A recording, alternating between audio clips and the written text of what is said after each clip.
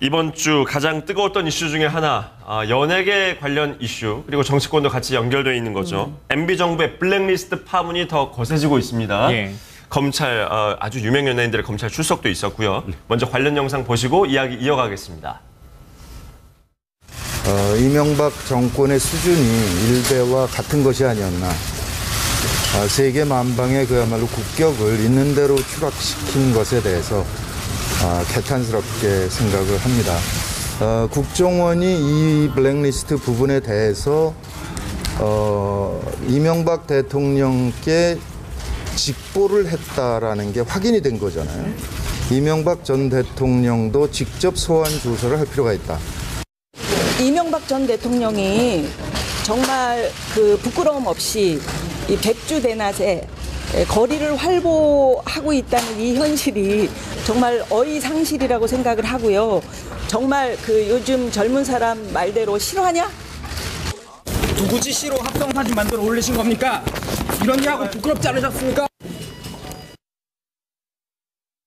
MB 정부 당시의 문학의 블랙리스트 계속해서 말은 많았었습니다만 실체가 조금씩 드러나고 있는 모양새입니다. 네, 그렇습니다. 이제 일단 그 국정원 적폐 TF팀이 하나씩 밝혀내고 있다가 보고서들이 몇 가지 이제 그 이 발표되었을 때까지만 해도 이렇게 큰 어떤 반향이 없었는데 네. 문제는 그 합성 사진이 굉장히 분위기를 반전시켰다기보다 완전히 그 공개적으로 드러낸 어떤 상황이 아닌가 싶습니다. 네. 한 장의 사진의 어떤 뭐 품격이라는 말조차도 이렇게 표현할 수 없을 정도의 그런 가치 없는 그런 그 합성 사진이 네.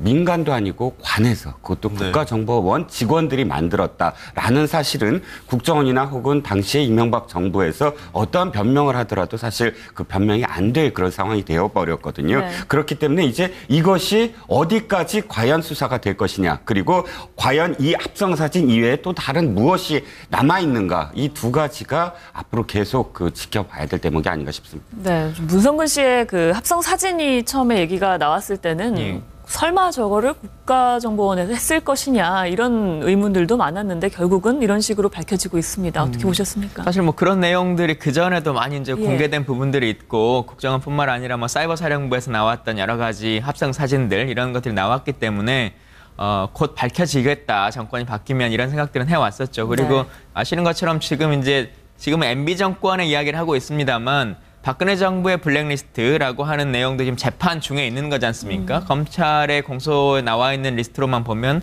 9,400명 정도의 문화예술인들이 그 리스트에 이제 포함되어 있는 블랙리스트 명단으로 조사를 받고 있는 것인데 그 쭉 지난 10년간 그렇게 이어져 오면서 해왔다라고 하는 것들이 참 안타깝고요. 네.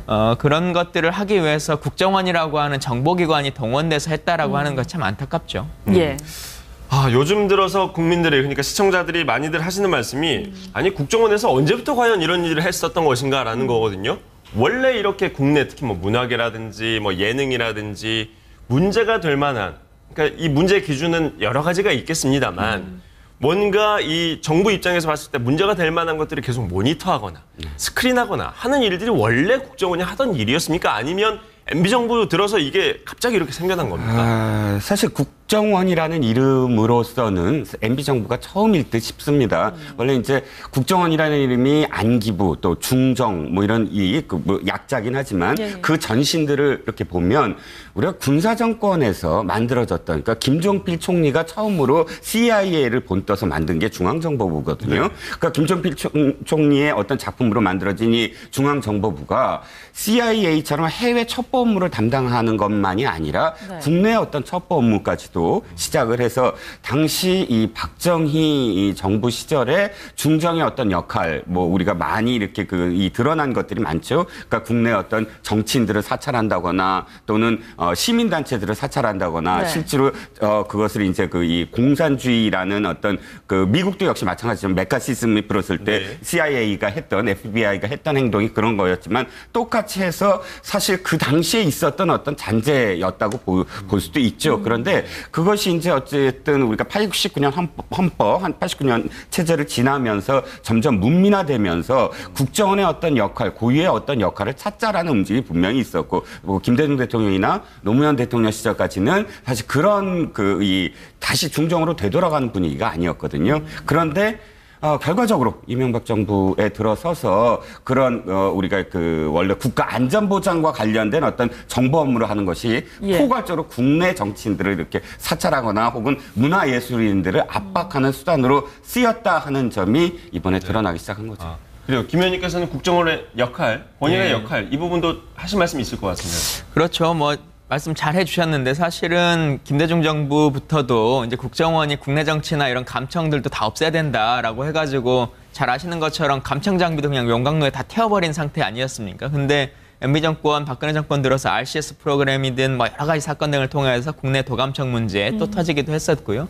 그러니까 국정원이라고 하는 기관이 국정원법 2조에 보면 대통령의 직속기관으로 되어 있습니다. 그래서 정보라고 하는 것을 우리가 말하는 정보는 대북 정보라고 하는 걸 중심으로 네. 운영해 나가야 되는 것인데 기본적으로는 정보 관리보다는 좀 심기 관리를 중심으로 한 기관으로 좀 전락해 버렸다라고 하는 안타까움이 좀 있고 예. 그것이 정치적인 하청의 실무기관처럼 이렇게 운영되는 것이 정말 말 그대로 국익에 정말 큰 해를 끼친 것이 아닌가 이렇게 생각합니다. 네, 조금 전에 이제 검찰에 출석하면서 들어갔던 한 직원은 구속이 결국 됐고요. 네네. 이제 누군가의 지시를 받았을 것인가 이 부분에 아마 수사에 좀 초점이 맞춰질 것으로 보이는데 어떻게 보십니까? 예, 그렇습니다. 일단 지금 좀 구분을 해야 될 것 같아요. 네. 박근혜 정부의 블랙리스트 예, 예. 사건과 그다음에 이 이명박 정부의 블랙리스트 사건 차이는 뭐냐면 네. 박근혜 정부는 문화체육부 관광부에 소속돼 있는 공무원들이 이것을 밝혀낸 셈이 됐어요. 그들이 그런 지시를 받았을 때 그런 지시를 받은 것을 기록을 하고 또는 서류를 갖고 있고 또 네. 실제로 증언을 해서 이러이러한 지시들이 있었다 하는 네. 국과장급들의 어떤 이 폭로. 예. 폭로 내지는 그 증언이 결정적인 계기가 됐는데 지금 이 이명박 정부의 어떤 상황들을 보면 네. 실질적으로 그런 어떤 그러니까 이 기관 다른 어떤 문체부 기관이라든지 다른 기관을 통하지 않았어요. 예. 국정원 내부에서 그렇죠. 했던 어떤 그 압박도 사실은 보면 영화계 인사들한테 물어보면 영화계 인사들이 압박을 받았을 때 문체부에서 압박을 받은 것이 아니라 실질적으로 만난 건 국정원 직원을 만난 것이 지금 증언이 됐거든요. 그러니까 철저하게 국정원 내부에서 지금 했던 행위이기 때문에 제가 드리는 말씀은 뭐냐면 이것이 국정원 직원이 함구하고 있고 또는 뭐 그냥 윗선만 얘기를 네. 한다든지 또 마지막으로 원세훈 국정원장이 이건 내가 한 일이다 한다면 차이가 확실히 드러나는 게 박근혜 정부의 어떤 블랙리스트는 확실하게 윗선의 어떤 지시에서 비서실장과 대통령까지 갔는데 지금 이명박 정부의 블랙리스트는 원세훈 국정원장에 달려있다라고 해도 과언이 아닐 만큼 그 이외의 어떤 기관들의 또 다른 증언은 안 나오고 있다는 것이죠. 네. 그래서 국정원 내부의 어떤 그런 함구 내지는 국정원 내부에서 실질적으로 진짜로 가능하다면 그 원세훈 국정원장 혼자 한 일인지 만약 그렇게 증언이 나온다면 이명박 대통령까지 수사가 확대되지는 못하지 않을까 하는 비교점이 좀 있다는 것이죠. 네. 네네. 문성근 씨 같은 경우에는 이명박 전 대통령이 몰랐을 리 없다라고 인터뷰에서도 계속해서 주장을 하고 있는데 네. 어떻게 보십니까? 일단 앞서도 말씀드렸습니다만 국정원 법에 명시되어 예. 있기를 국정원이라고 하는 기관 자체가 대통령에게 소유된 기관입니다. 그래서 대통령이 모르지는 않을 것 같고요. 또 하나는 원세훈 원장이 예를 들면 이후에 본인이 어떤 정치적 스탠스를 갖기 위해서 상대 후보를 공격했다거나 뭐 이제 그런 다음에 이해가 될 수 있겠습니다만 범죄라고 하는 것이 범죄를 통해서 얻을 수 있을 만한 이익이라고 하는 것이 성립돼야 되는 것인데 예.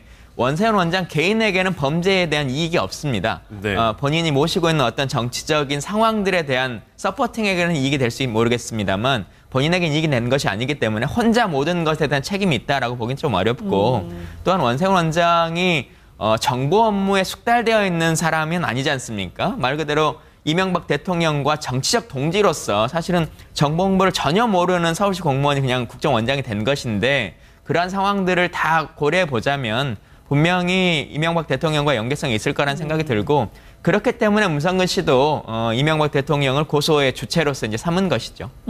그래요. 지금 이 블랙리스트 이야기를 우리가 지금 쭉 나누고 있는데요. 이 반대의 개념, 그러니까 블랙의 반대는 이제 화이트지 않겠습니까? 그러니까 정부에 조금 우호적인 말을 했다거나 행동을 한 연예인들을 또 지원을 하고 또 관리를 했다는 이 화이트 리스트가 있었다라는 얘기도 나오고 있는데 화이트리스트는 뭡니까? 화이트리스트는 거꾸로 그러니까 당시 정부의 우호적인 내지는 당시 정부가 탄생했을 때 왜 선거 유세 같은 게 있지 않습니까?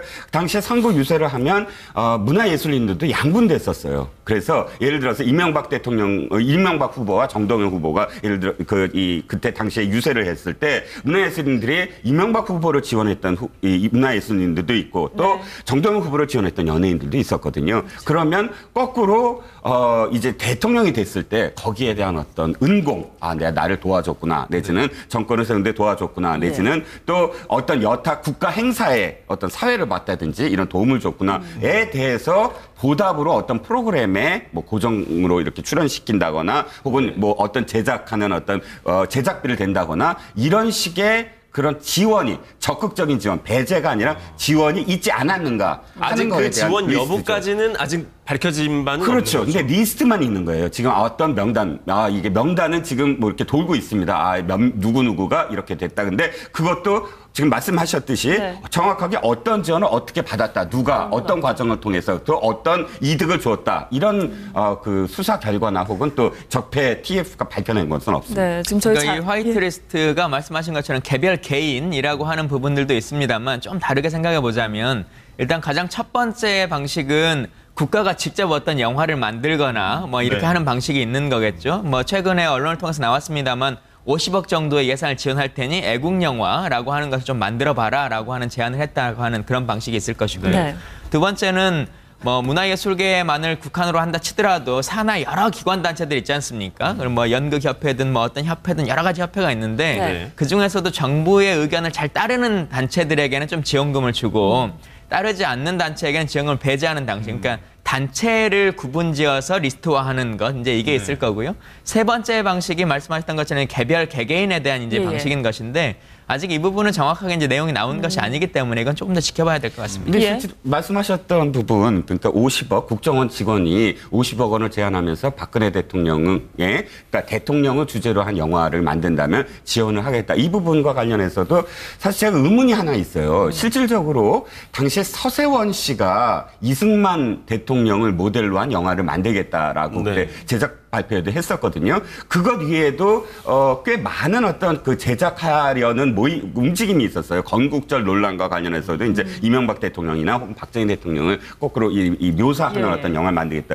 근데 전부 실패를 했거든요. 왜? 실패한 건 다 제작비가 모아지지가 않았어요. 네네네. 그때 이제 국민 모금도 하고 그랬는데. 근데 제가 의문이 가는 건 그렇게 적극적으로 만약 지원하려고 했다. 이번에도 그런 어떤 이야기가 있는데 그렇다면 그 영화들 실제로 나와야 되는데 결과적으로 영화라는 건 뭐 몇몇 사람들이 돌려보는 게 아니지 않습니까? 최소한 어떤 극장에 개봉이 돼야 되는데 이명박 대통령과 박근혜 대통령 시절에 그렇다면 그런 애국 영화라는 이름의 영화가 얼마나 있었나 결과적으로 그때 사실 거의 없어요. 그러니까 그것이 그런 어떤 공작의 어떤 의혹은 있는데 실질적으로 그게 뭐 이 성공을 못한 건지 아니면 그것이 하나의 어떤 의혹에 불과한 건지는 좀 더 수사 결과를 지켜봐야 되겠다. 문제는 문화예술계 분들이 지금 계속 증언을 하고 있긴 하고 있는 내용인데요. 말씀하셨던 것처럼 이제 몇몇의 다큐멘터리 형식 영화를 말하는 것이 아니고 국정원이 원하는 건 상업 영화를 이제 지원을 하겠다라고 말했던 거기 때문에 상업 영화를 만들 정도의 감독들이 그걸 쉽게 응하지 않은 본인의 그 캐리어를 다 버리고 해야 되는 상황이기 때문에 쉽지 않은 상황이었고 다만 그 당시에도 몇 가지 우리가 말하는 애국 영화라고 하는 것들이 좀 있었습니다. 근데 그것이 정확하게 그 지원을 받은 거냐 아니냐라고 하는 논쟁이 있기 때문에 아직은 지금 말하기는 좀 어려운 것 같습니다. 지금 말씀해 주신 대로 아직 화이트리스트 명단에 실제 지원이 이루어졌는지 부분은 지금 밝혀진 바는 전혀 없습니다. 다만 명단 정도만 이제 세간에 돌고 있을 뿐인데 그 명단에 속한 연예인들이라고 하겠습니다. 그 연예인들이 본인이 그 명단에 이미 들어가서 지원을 받고 있는 사실을 당시에 알았을 가능성이 높을까요? 몰랐을 가능성이 높을까요?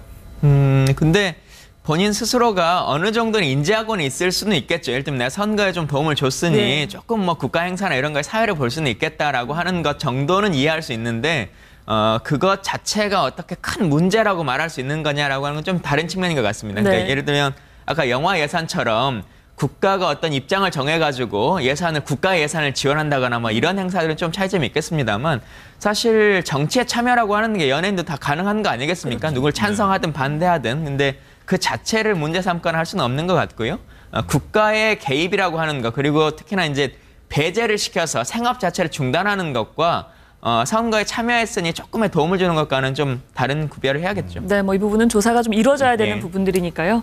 다른 블랙리스트라고 해야 될까? 문화예술계가 아니라 박원순 서울시장에 대해서 원세훈 전 국정원장이 무너질 때까지 싸워라. 뭐 이렇게 지시를 했다는데 구체적으로 이거는 뭘 뜻하는 겁니까? 네, 지금 원세훈 국정원장이 그 회의에서 했던 것이 녹취록이 지금 공개가 됐는데 그 녹취록에서 보니까 당시 이 박원순 그 후보와 나경원 후보가 서울시장에서 격돌을 하고 뭐 이러지 않았습니까? 근데 그런 과정들 속에서 나경원 후보가 사실은 어떤 그 주간지였죠. 뭐 예. 주간지가 그 이 폭로한 기사 뭐 1억 원짜리 미용실 네. 뭐 그 부분과 관련해서 사실 나중에 밝혀진 것은 550만 원에 불과하고 그건 뭐 연회비였다. 이렇게 사실이 아닌 것임에도 불구하고 네. 그것 때문에 나경원 후보가 사실은 그 낙마한 게 아니냐. 네. 그런데 이런 명백한 사실조차도 인터넷에서 그렇게 한 방에 돌면 이렇게 선거를 못 하는데 왜 우리는 있는 사실도 못하느냐라고 하면서 이제 화를 냈다지요. 그러니까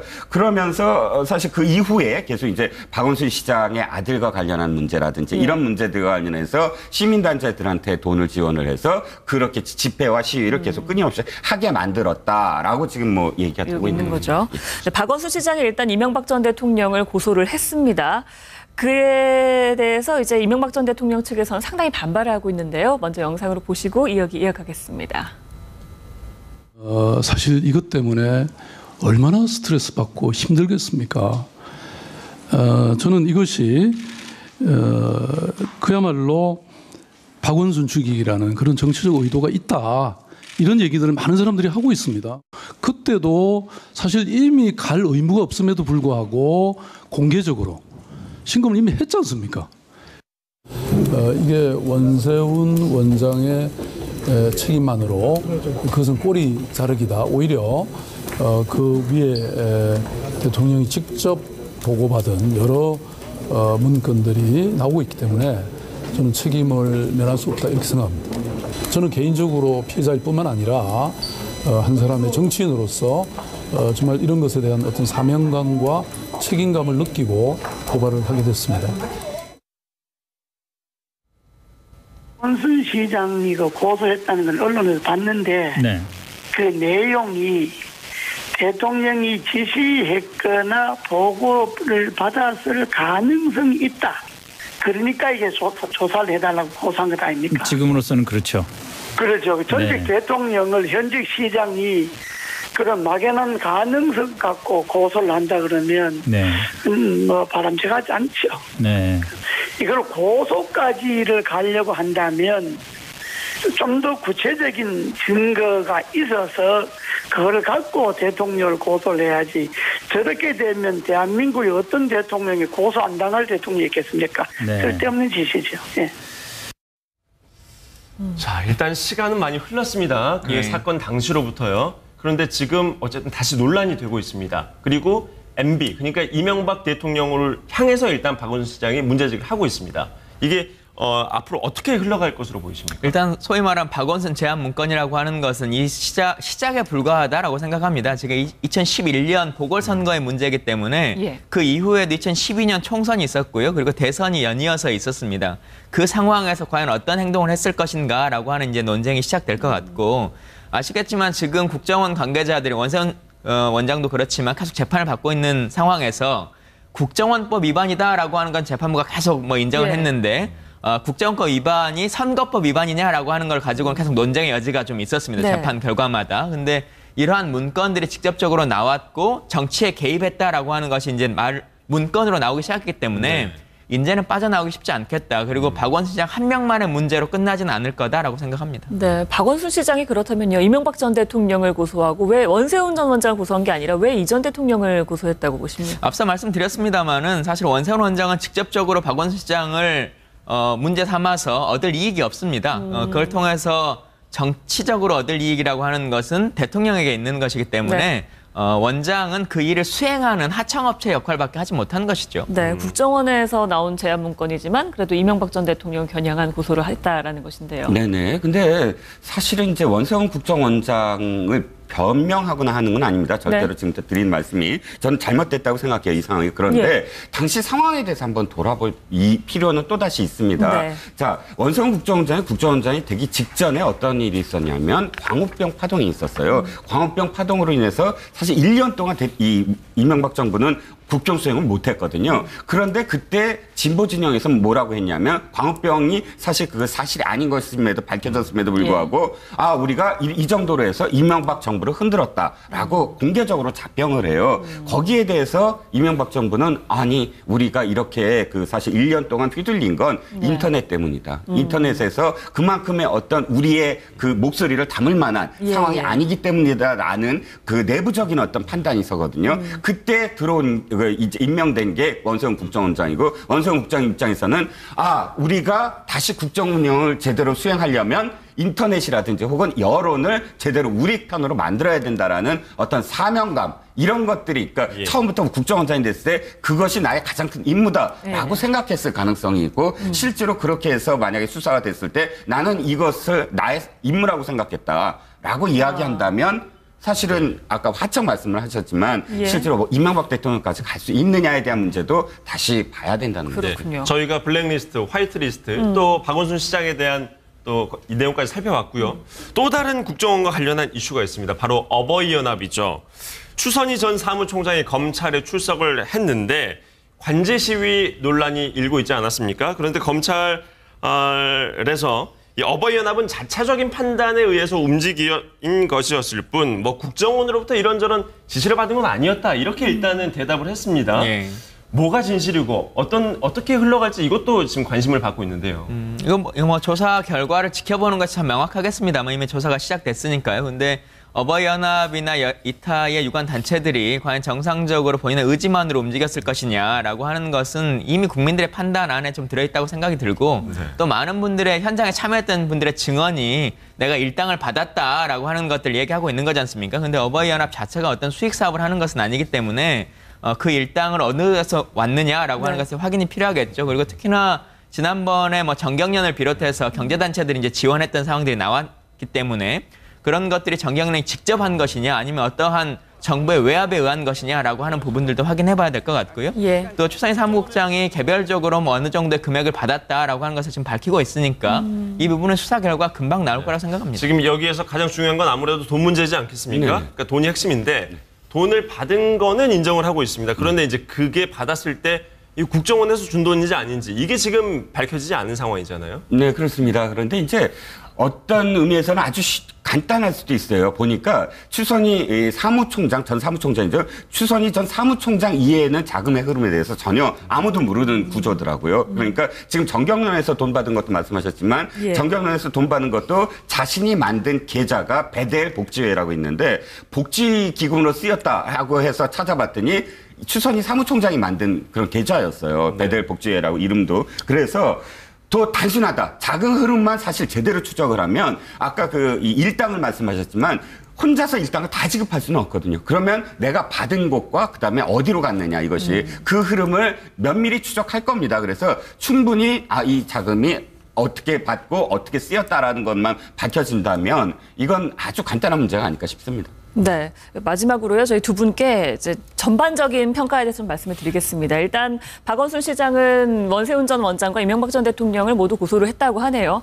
그런데 이명박 전 대통령 측에서는 이게 정치보복이라고 계속 얘기하고 있잖아요. 이 부분에 대해서 한마디씩 말씀 부탁드리겠습니다. 저는 이명박 대통령과 관련돼서 잘못됐으면 그건 수사를 해야 된다고 보는데 그럼에도 불구하고 지금 박근혜 대통령과 관련해서도 적폐에 대한 어떤 부분이 계속 이어지고 있지 않습니까? 저는 만약에 이것이 있다면 대통령이나 혹은 현 정부에서도 대탕평에 대한 어떤 부분을 진실과 화해를 위한 예를 들어서 그런 부분을 좀 발표하셨으면 해요. 그러니까 우리가 이러는 것은 어떠한 정부를 비난하고자 함이 아니고 정말로 진실을 밝혀내고 그래서 다시는 이런 어떤 국가기관이 정부에 휘둘리지 않고 제 본연의 임무를 하기 위함이다. 그러므로 이것을 죄를 묻는다. 이런 부분도 좀 많이 삭감을 해서 탕평을 해서 국정원에서도 더 많은 증언이 나오게 유도를 하고 하는 그런 부분들 좀 위무하면서 끌어안는 부분을 해야지 이걸 적폐다 하면서 칼날을 쥐어가는 듯한 이런 모습을 한다면 당연히 진영으로 가서 반발만 네. 가득하고 또다시 그 전 정부도 파헤치자, 그 전 정부도 파헤치자 이렇게 되지 않을까 싶습니다. 네. 예, 뭐 말씀에 다 동의하니까 짧게 말씀드리자면 이거 상황은 진실 규명이라고 하는 것에 가장 첫 번째 포인트가 있는 것이기 때문에요.